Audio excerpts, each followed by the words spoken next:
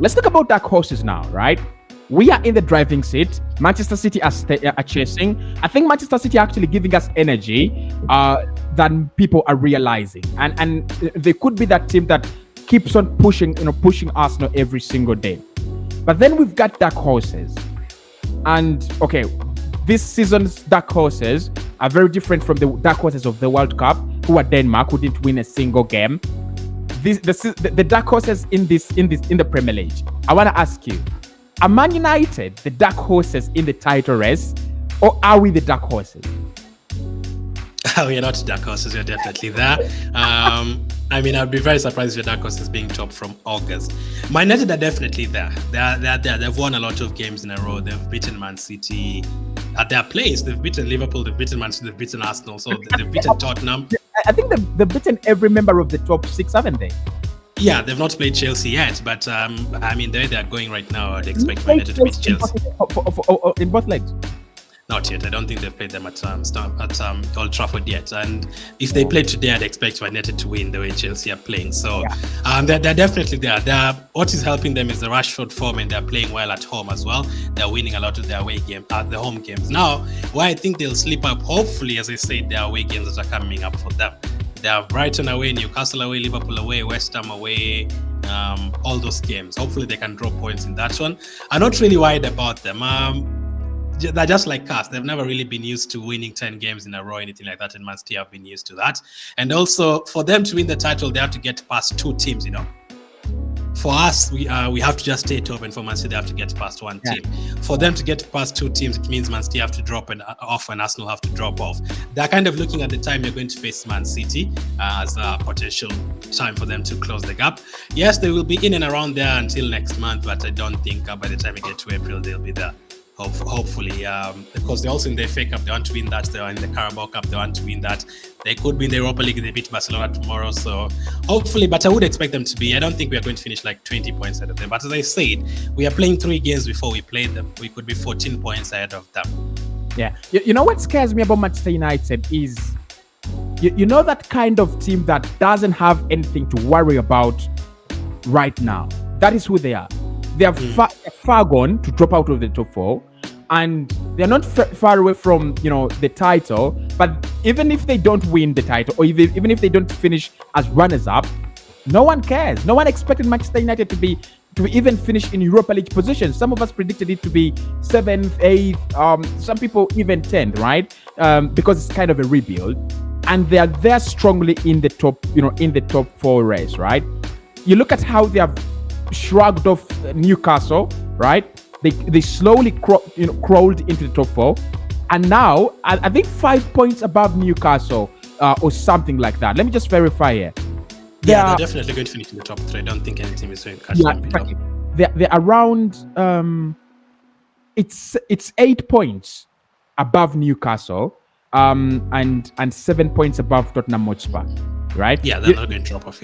Yeah, that means that even if Spurs win 2 of their next games, they don't displace Manchester United. Yeah, that is how good they've been. So, do you think that could actually push them and make them the surprise element? They just have to focus on winning each and every game without a lot of pressure, on them for the title, and they could surprise everyone. I think for them not being mentioned there will help them. So that is why I actually want people to include them in the title race so that they feel that pressure as well, because I don't want them to be relaxed and fast having that pressure. I actually say Man United are in the title race. Yes, I want them to be there so that they also get that pressure, because if they are just relaxed, as you said, just 5-6 points and behind Arsenal, they can just say, nah, we didn't expect to win the title anyway. No, we are telling them you're in the title race so that they can feel that pressure as well. But I think at the end of the day, it's Man City we are going to, if we finish above Man City, you're going to win the title. If we finish above Man City and you don't win the title, that will be a mess, a total mess. If you finish ahead of Man City, then we finish second and Man United first, that would be terrible. That would mean a disaster. So I believe if you finish a bit above City, you win the title. Yeah. Look, and with Manchester United, one disadvantage they have is if Bruno Fernandes, if Marcus Rashford drops off right now, I don't think it's gonna drop off until he gets that mega contract. I don't think it's gonna drop off, to be honest. But the moment he drops off, or teams learn a way of stopping him, because Erik ten Hag has been very good with shifting him, playing him on the left, playing him on the right, then down to the middle now as a number 9, at times playing him as a 10, and then Weghorst ahead of him.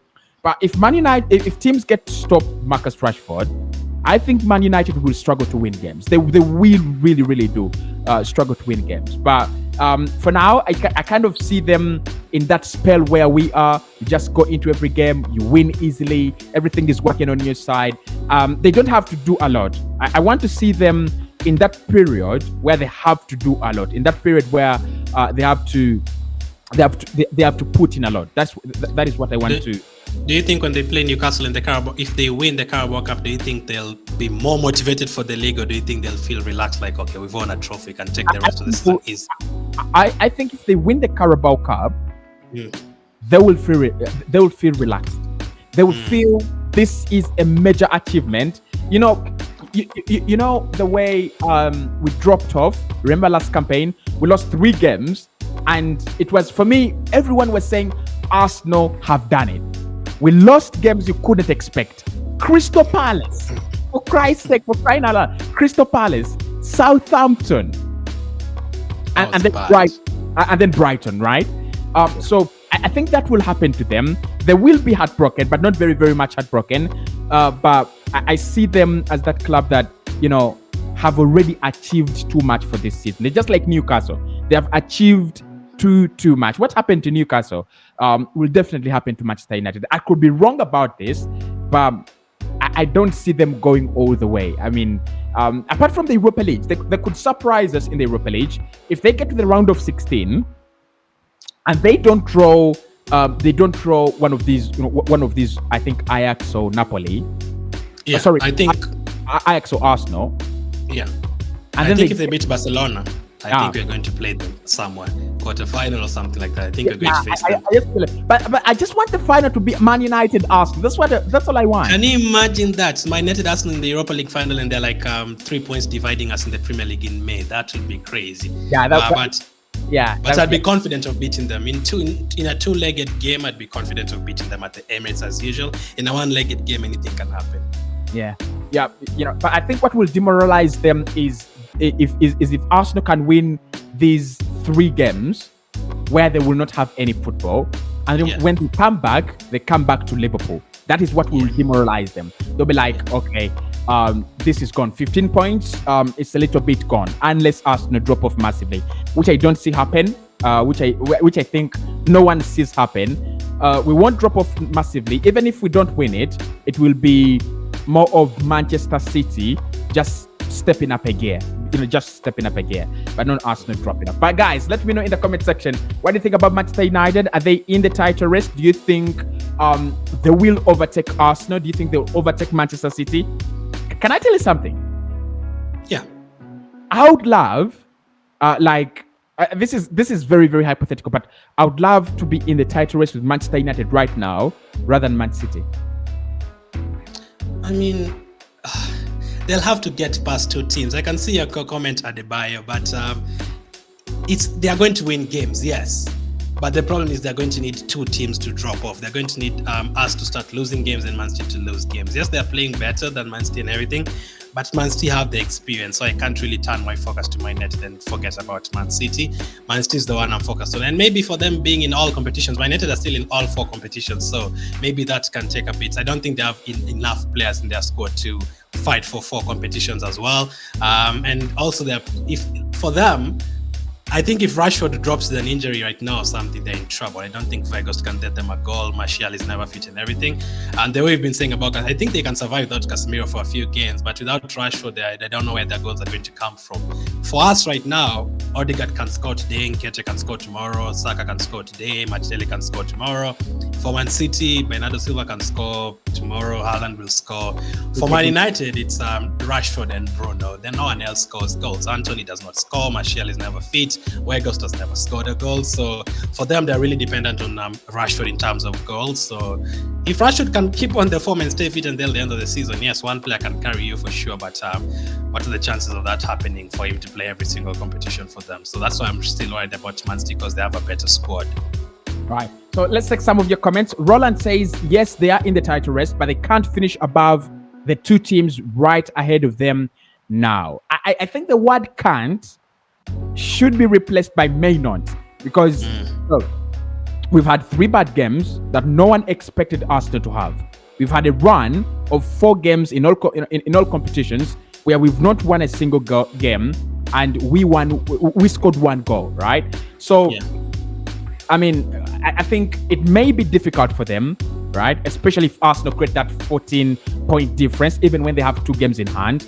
And even when they win those 2, 14, they cover 6 points. Arsenal would still be, massively ahead, right? So that is what could demoralize them. And maybe the time it get to 14 points, the confidence will be gone. So that's why I want us to win those 3 games. The confidence will be gone. And then I think also the fact that they look at Manchester City as this kind of, alien team. You can't displace them. You can't win against them.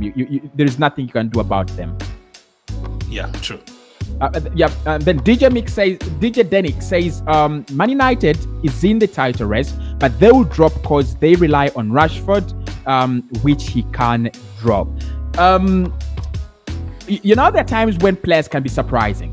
Messi, Ronaldo, they've scored 40 goals in a campaign consistently for years. Like, he scores 40, and then next season he scores 50, and then the next season he scores 60. So I wouldn't rely on Rashford dropping off. I would maybe rely on the amount of games they're going to be playing, because I think after playing Liverpool, they will be playing almost a game every 3 days. That is when I see them drop off. That's when I think they can drop off. But apart from that, I wouldn't really rely on they will drop off because they rely on one player. Players can be surprising, really, really surprising. And Rashford, apart from last season where he was actually poor, the rest of the seasons has been progressing very, very well, right? Okay, It says, good evening, Cossy. How are you doing, Eric? Hope you're doing well. Isaiah says, I'm enjoying the show, but I'm seeing Man United becoming a big problem to us. But the biggest problem is they are relying on one player. But I see my team are winning the EPL after a very, very long time. I hope we do that. Hit the like button if you feel Arsenal will win it. Roland says, of course, we've covered that. Nyakuni says, I see Man United finishing in 3rd position, not above Arsenal or Man City, but not more than that. All right. Adbayo says they're more focused. They look very, very focused. From the way they play, like they can win the league as well. Look, I think they would win it if it was a league of very, very poor quality teams. Like, if you take Manchester United to Italy and put them maybe 4 points behind Napoli, they could see it through, right? Like, they can create that, because Napoli don't have any kind of pressure right now. They're just on a run. If you took them to the German Bundesliga right now, gave them 43 points as Union Berlin, Dortmund, and Bayern, I kind of feel like they can see it through, right? But with the Premier League, when Arsenal drop points, it's not a guarantee that Man United win. It's not a guarantee that Manchester City will win, and we saw that over the weekend. Man United are 5 points behind us, right? Yeah, exactly. And we have a game in hand. Yeah, exactly. That is 8 points. That's very hard to cover, because, as I say, they're going to Newcastle, they're going to Brighton, they're going to all those teams. It's going to be hard for them to cover both teams, to pass both Man City and us at the same time. That's going to be hard. Obviously, they can still they will finish third. They're not. I don't think they're going to they're going to go below Newcastle or Tottenham. No, I think they definitely will finish in the top 3. But in terms of passing through 2 teams, I think it's going to be hard for them, because we have the chance to go 14 points ahead of them before they play. So. Nicholas says, I disagree with you guys. Man United look very focused. No. Nicholas says, thanks guys for the good conversation. This is Nicholas from Kampala, Uganda. Thank you so much, Nicholas. Hope you're having a great evening as well. Jewy55, thank you so much for the comment. Peter says, hi bro, this is Peter from UG. Hope you're doing well, very well. Roland also said, it is good they are back, but they shouldn't be rushed into the game. That is Gabriel Jesus and Thomas Partey. I don't think he will rush them. I think he trusts the backup that he has, and he has reasons to trust them. Patrick says, I propose Arteta should play this formation against Leicester City. A back 4 of Saliba, Gabriel Magalhaes, Zinchenko and Tomiyasu. You're dropping Ben White. We're gonna have a little conversation about Ben White. And then in midfield, Partey, Smith Rowe, and Odegaard. You're dropping Xhaka as well. And up top, Martinelli, Saka, and Trossard. Edin Ketia, you have dropped, right? So, right. I'm going to take 2 more comments, and then we talk about that.